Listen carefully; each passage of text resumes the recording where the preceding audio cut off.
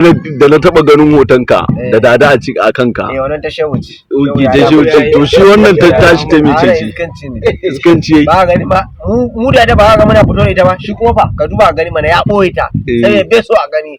Bai so iyayen da abin nufi anan shehu yayi dada. Duk abin da zamu yi wani ya ce a'a ko kuma mu za mu yi abin mu ji tsoron wani shi ba Allah ba kawai ba bai san wallahi. To kai uwa ka taba ji a tarihi a malamai ya daura dada aka yi. Ai zamani ne yanzu yazo. Zamani ne yazo. To ita waccan da ba ta shehu bace shi ba zamani bane. A'a yawa ai nan abin da ke ga ma kenan zamani ne wannan ta iskanci wannan kuma tamu. Abin da muke so ka tabbatar mana cewa anan si shehu ya yi da dama. A shehu bai da ba.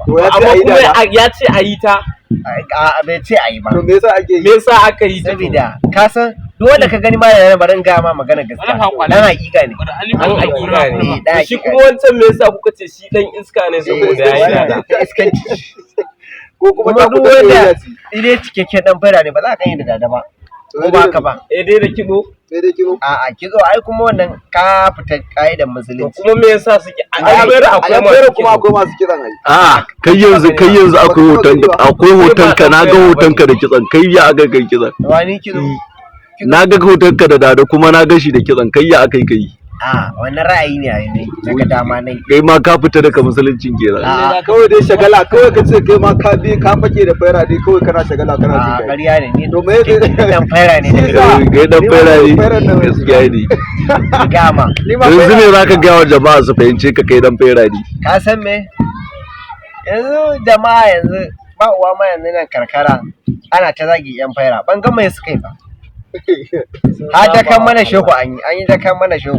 Mu muna nan kawai mun zira ido ne mu ga iya ruwan gudun mutane. An daga muku shehu. An daki shehu. Wane ne shehu? Muna jira magani.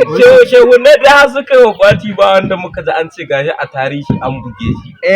Ai wannan shehun. Wannan shehun na ina ne shi kuma? Na malamawa. Ke malamawa ma akwai shehu. Akwai shehun da ka san nawa ne? Ni nan kai na shehu.